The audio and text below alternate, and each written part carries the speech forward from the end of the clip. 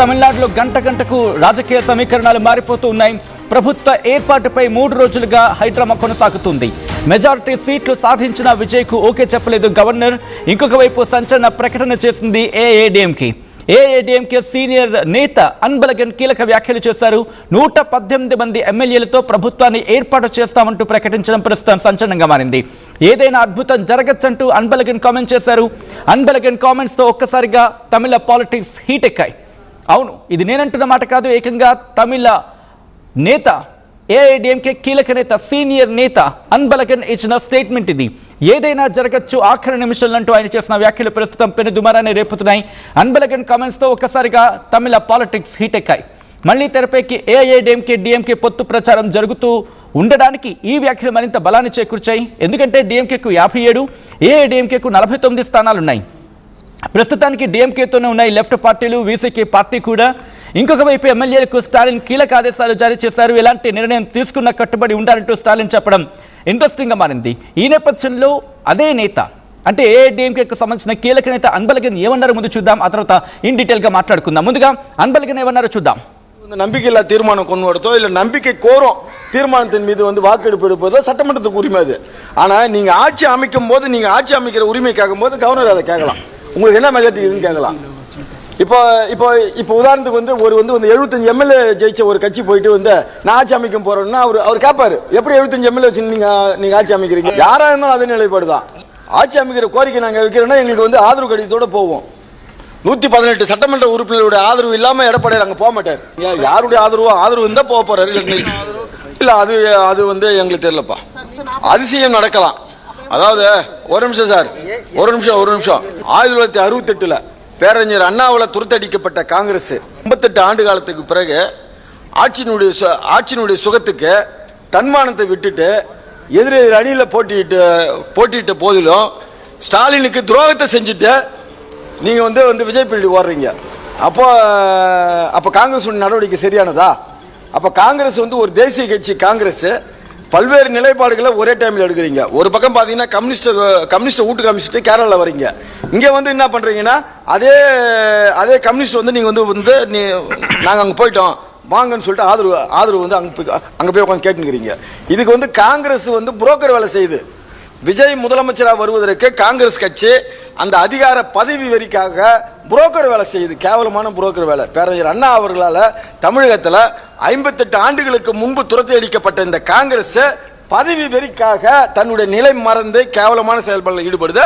அதை అది ఏఐడీఎంకే కీలక నేత అన్బలగన్ చేసిన కీలక వ్యాఖ్యలు. ఇటు కాంగ్రెస్ ను ఏకీపారేస్తున్నారు. ఆయన బ్రోకర్ అనే పదాన్ని అక్కడ ఉపయోగించాలంటే అర్థం చేసుకోవచ్చు. అఫ్ కోర్స్ కొన్ని సందర్భాల బట్టి అది ఎటువంటి అర్థానికి దారితీస్తుందో మీరు అర్థం చేసుకోవచ్చు.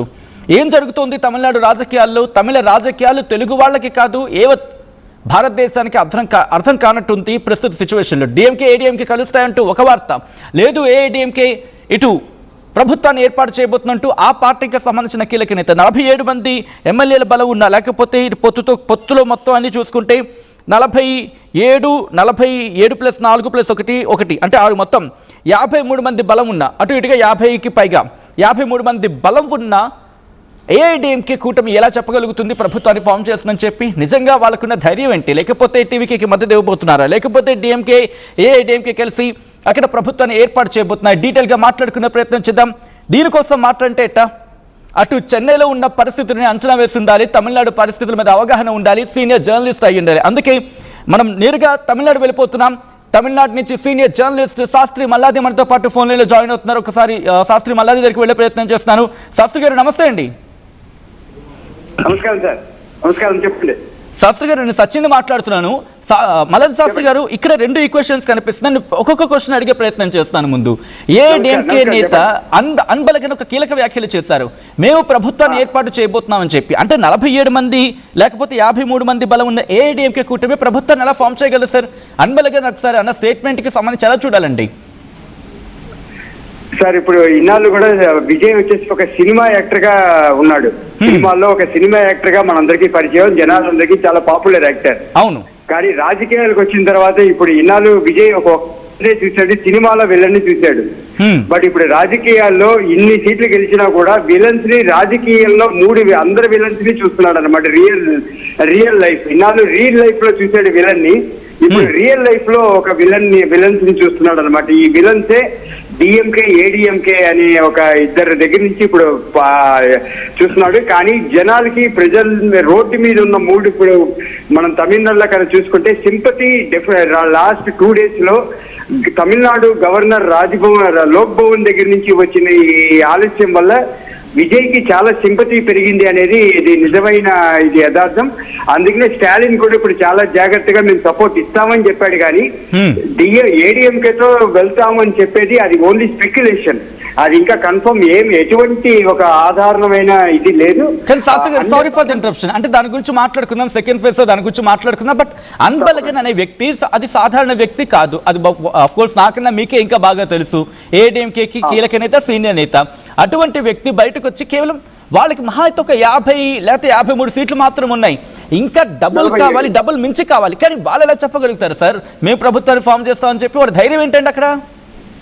అంటే ఏం లేదండి, ఇది ఒక మైండ్ గేమ్, ఇది పొలిటికల్ మైండ్ గేమ్. సో ఈ పొలిటికల్ మైండ్ గేమ్ లో ఇప్పుడు విజయ్ ఆ ట్రాప్ లో పడకూడదు, అనేది ఇది జనరల్ అనాలిసిస్. ఇది అప్పుడు ఆ మైండ్ గేమ్ లో పడి ఎక్కడ ఇప్పుడు బీజేపీతో సరెండర్ అయ్యి ఏడీఎంకేకి ఆయన ఇప్పుడు కాంగ్రెస్ ని బయటికి పంపించాలంటే వాళ్ళకి కావాల్సింది కాంగ్రెస్ 5ని బయటికి పంపించి ఏడీఎంకేని పక్కన పెట్టుకోవాలి. సో ఇప్పుడు విజయ్ కి ఉన్న ఛాలెంజ్ ఏంటంటే కాంగ్రెస్ తో వెళ్ళాలా, ఏడీఎంకేతో వెళ్ళాలా, మళ్ళీ ఏడీఎంకేకి లెటర్ ఇవ్వాలా, సపోర్ట్ కావాలి, ఏడీఎంకే సపోర్ట్ కావాలి అని చెప్పి లెటర్ ఇచ్చి అడగాల. సో దానికోసం జరుగుతున్న ఈ తతంగం తప్ప ఇందులో ఎటువంటి ఒక మిగతా రాజకీయాలు ఏమీ లేవు. ఇది Bharatiya Janata party BJP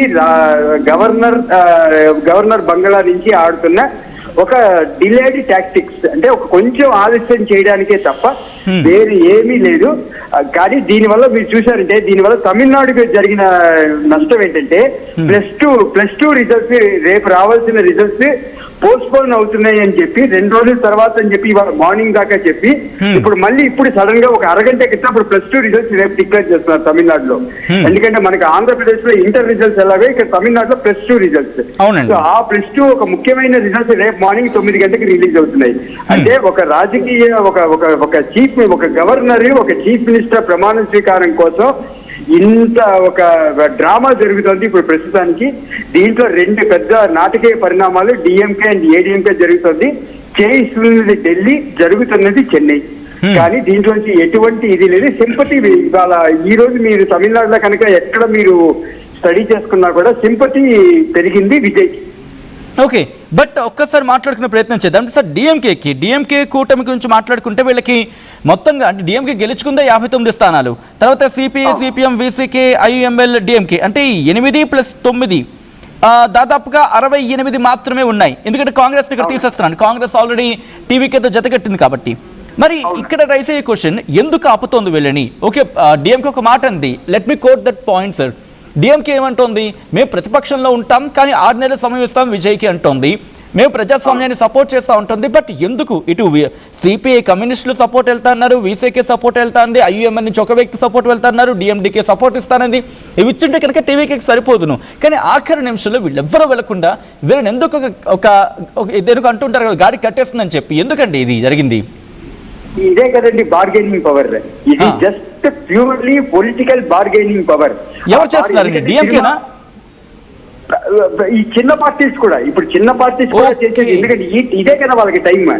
this is the most opportune time. ఈ ఆపర్చున్ టైమ్ లో వాళ్ళు డిఎంకే ఇప్పుడు ప్రస్తుతానికి క్వశ్చన్ లో లేదు. సో స్టాలిన్ చెప్పినట్టు 6 నెలలు సైలెంట్ గా ఉన్నా కూడా ఈ చిన్న పార్టీలకు ఇదే కదా లాటరీ.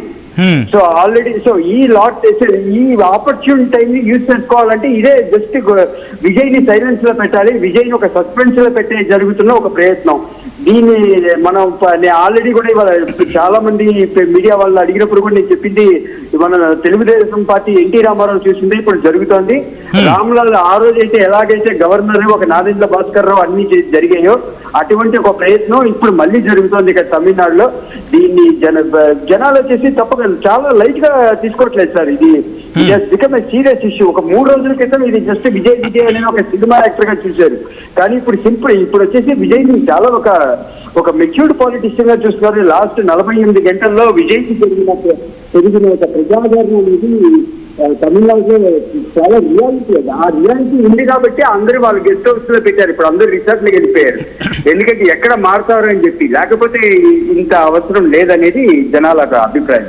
శాస్త్రి గారు ఒక ఇంట్రెస్టింగ్ పాయింట్ వచ్చేసారు. అంటే దాదాపు 48 గంటలు కావస్తోంది, కానీ ఎక్కడ విజయ్ చాలా కంపోజ్డ్ గా కనిపిస్తూ ఉన్నాడు, ఎక్కడ రియాక్షన్ లేదు, స్టేట్మెంట్ లేదు. మిగిలిన యాక్టివ్ పొలిటీషియన్స్ లేకపోతే ఒక ఫెరోషియస్ పొలిటీషియన్స్ లేకపోతే అగ్రెసివ్ పొలిటీషియన్స్ లాగా ఎక్కడ కనిపించట్లేదు. What is difference between normal Tamil politician and Vijay అండి? Two things are very clear. One is the constitution, the second is the leadership quality. Okay. So constitution రాజ్యాంగం ప్రకారం మనం ఎట్లాగైనా కూడా సింగిల్ లార్జెస్ట్ పార్టీ తప్పకుండా పిలిచి తీయాలి. అది దానికి కన్వెన్షన్ ఉందా, కాన్స్టిట్యూషన్ ఉందా, that is a totally different thing. అది మనం జరగాలి. సో ఆ విషయంలో టీవీకే జనాలు అందరూ కూడా చాలా కాన్ఫిడెంట్ గా ఉన్నారు. Tamil Nadu on the streets of Tamil Nadu the people are confident that Vijay will be invited to form the government either tomorrow or day after tomorrow.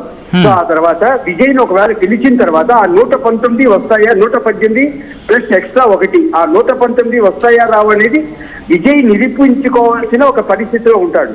So అది విజయ్కి ఆ ఛాన్స్ ఇవ్వకుండా వీళ్ళు చేస్తున్న ఒక డిలేడ్ టాక్టిక్స్. సో ఆ డిలేడ్ లో ఇప్పుడు వచ్చే వాళ్ళు ఎవరంటే కమ్యూనిస్ట్ 2 సిపిఐ 2 సిపిఎం 2. సో వాళ్ళ యొక్క కీలక భేటీలు రేపు జరుగుతున్నాయి. ఇది ఆల్రెడీ నిన్న ఫిక్స్ అవుతుంది కాబట్టి రేపు జరుగుతున్నాయి. సో సిపిఐ 2 సిపిఎం 2 ఈ నలుగురులో ఒక డెసిషన్ తీసుకోవాలి.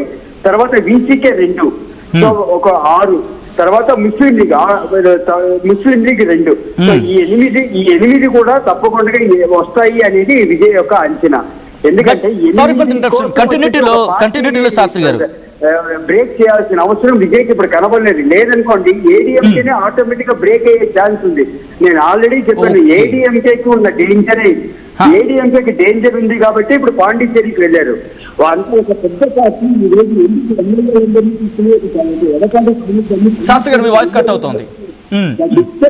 indication that the ADMK is in danger and not the DMK. So the all the media has to put the focus on the ADMK to save not Vijay or DMK. Shastri గారు మీ voice cut అవుతోంది. But నా question ఏంటంటే ఇక్కడ ఏఐడిఎంకేలో కూటమిలో ఉన్న పిఎంకి correct me if I'm wrong, గతంలో అంటే బహుశా రిజల్ట్స్ వచ్చిన తర్వాత ఇటు సపోర్ట్ ఇస్తానంది టీవీకేకి, బట్ లాస్ట్ మూమెంట్లో హ్యాండ్స్ అప్ చేసేస్తుంది అనుకోవాలా? అయితే కారణం ఏమై ఉండొచ్చు? విజయ్ పాటాళి మక్కలకి వచ్చి అంబుమణి రామదాస్ కి 2 ఇష్యూస్ ఉన్నాయి. ఒకటి ఫాదర్ ఇష్యూస్, అది ఫైనల్ గా ఫ్యామిలీ సెటిల్మెంట్ అది అవ్వాలి. ఎందుకంటే దట్ ఈస్ వెరీ బిగ్, ఒక పెద్ద ఇష్యూ. అది ఫ్యామిలీ ఇష్యూస్ చాలా ఉన్నాయి. అది కాకుండా పొలిటికల్ గా చూసారంటే ఆయన మీద ఉన్న Madhya Pradesh medical admission scam, so ఆ కేసు ఇంకా లైవ్ లో ఉంది. సో అంబుమణి రామదాస్ మీద ఉన్న కేసెస్ అన్ని కూడా ఇప్పుడు పెండింగ్ లో ఉన్నాయి. ఇంకా సిబిఐ అండ్ ఢిల్లీ కోర్ట్స్ లో పెండింగ్ లో ఉన్నాయి. సో అవన్నీ కూడా మళ్ళీ అవన్నీ వచ్చాయంటే కూడా అంబుమణి రామదాస్ వైఫ్ వచ్చేసి ఇప్పుడు ఎమ్మెల్యే గెలిచింది. సో ఇవన్నీ కూడా ప్రాబ్లం అవుతాయి పాటాళి మక్కలకి వచ్చింది. So what entity, so Soumya Ramadoss, doctor Soumya Ramadoss, Anbumani Ramadoss Pattali మక్కలకి వచ్చి వైఫ్. సో ఇప్పుడు ఈ ఇష్యూస్ అన్ని కూడా ఎఫెక్ట్ అవుతాయి కంప్లీట్ గా ఇప్పుడు ఇమీడియట్ గా సపోర్ట్ ఇస్తే. ఒకటి ఇప్పుడు ప్రస్తుతం ఉన్న ఈ పరిణామాలు సర్దుకుంటే తర్వాత అంబుమణి రామదాస్ ఒక డెసిషన్ తీసుకోగలదు. కానీ ప్రస్తుతానికి పాటాళి మక్కలకి వచ్చి ఈ యొక్క పరిణామాల వల్ల, because they don't want disturb Anbumani's wife, ఆమె ఏడీఎంకే ఎమ్మెల్యేగా గెలిచింది. ఇక్కడ మాట్లాడుతుంటే శాస్త్రి గారు ఒక క్వశ్చన్ రైజ్ అవుతుంది. అంటే సిపిఎం కమ్యూనిస్టు పార్టీలు కూడా ఇందాక జాతీయ మీడియాతో మాట్లాడుతూ బహుశా ఈరోజు రాత్రికో రేపటికల్ మేము క్లారిటీ తీసుకుంటా ఉంటూ ఉన్నాయి. అండ్ వీసీకే మా వాళ్ళు ఇంట్రెస్ట్గా ఉన్నారు కానీ నాకు ఆసక్తిగా లేదు టీవీకేతో వెళ్ళడం అనేది ఇండైరెక్ట్గా ఆయన మాట్లాడుతున్నారు. ఒకవేళ వీళ్ళు వాళ్ళు వెళ్ళకపోయి డిఎంకే ఏడీఎంకే కూడా ప్రభుత్వాన్ని కలిసి ఫామ్ చేయకపోయి టీవీకే 108 దగ్గర లేకపోతే 112 దగ్గర ఆగిపోతే ఏం జరగచ్చు అని అక్కడ చర్చ ఉంది సార్. తమిళనాడులో ఏమని చర్చ జరుగుతోంది అంటే ఈ హంగ్ కంటిన్యూ అయితే కనుక ఏం జరగచ్చు? సార్ నాకున్న just information that I have నేనేం చెప్పగలనంటే first Vijay will form the government, తప్పకుండా ప్రభుత్వాన్ని ఫార్మ్ చేస్తాడు. విజయ్ ని ఇన్వైట్ చేయడం జరిగి చేస్తుంది సార్, దాన్ని ఆపలేదు ఎవరు కూడా. అది యాజ్ పర్ ద కాన్స్టిట్యూషన్ మన దీని ప్రకారం మనకున్న ఎలక్షన్ రూల్స్ ప్రకారం by convention he will be invited. So Vijay ని అసెంబ్లీకి పిలవడం, మెజారిటీ ప్రూవ్ చేసుకోవడం అనేది జరిగి తీరుతుంది. ఇప్పుడు మీరు చెప్పిన ఈ పార్టీలు ఇప్పుడు వీసీకే తిరుమావలవన్ అనేది ఒక రెండు ఎమ్మెల్యేలు ఉన్నారు. కానీ ఆ రెండు సపోజ్ వీసీకేకి ఒక సైలెంట్ ఆఫర్ జరిగింది అనుకోండి, తిరుమావలవన్ కి డిప్యూటీ చీఫ్ మినిస్టర్ ఆఫర్ జరిగిందంటే ఎవరు ఆపగలరండి? ఎవరు? Because that is the most biggest position that Thirumavalavan will get. బహుశా మీరు అన్నట్టుగా డిప్యూటీ చీఫ్ మినిస్టర్ ఆఫర్ ఒక 5గురికి లాస్ట్ టైం మరి ముఖ్యంగా ఆంధ్రప్రదేశ్ లో జగన్ ఇచ్చినట్టుగా ఒక 5గురికి ఇచ్చేస్తే ఆంధ్రప్రదేశ్ లో ఉన్న జరిగిన 5 డిప్యూటీ చీఫ్ మినిస్టర్లు అది వేరు. అక్కడ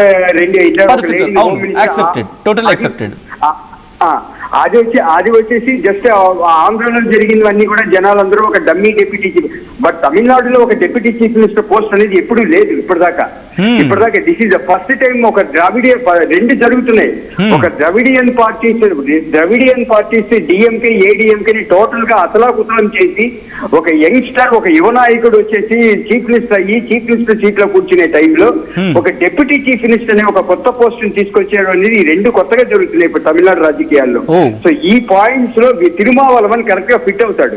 ఎందుకంటే తిరుమావలవన్ చాలా one of the senior most leaders తమిళనాడులో, చాలా అనుభవమైన ఒక రాజకీయ నాయకుడు తప్పకుండా.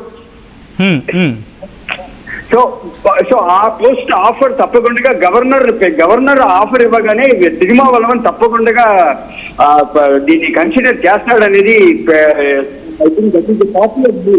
ఎందుకంటే పార్టీ